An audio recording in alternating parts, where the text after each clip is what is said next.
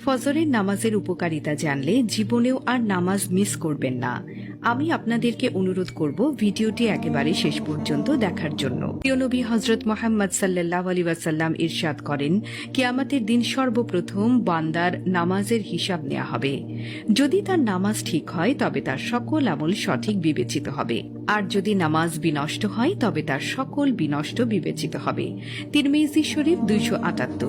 অন্যান্য নামাজের তুলনায় ফজরের নামাজ আদায়ের গুরুত্ব অনেক অনেক বেশি, কারণ যে সময়টিতে সবাই প্রায় ঘুমের ঘোরে ব্যস্ত থাকে, সেই সময়টিতে আরামের ঘুম ভেঙে সকাল সকাল উঠে নামাজ আদায় করা সবার জন্য সহজ নয়। তাই ফজরের নামাজ আদায় করার জন্য এবং জামাতের সঙ্গে তা আদায় করা। প্রিয় নবী সাল্লাল্লাহু আলাইহি ওয়াসাল্লাম এই সম্পর্কে অনেক সাহাবীর কথা হাদিসে ঘোষণা করে গেছেন।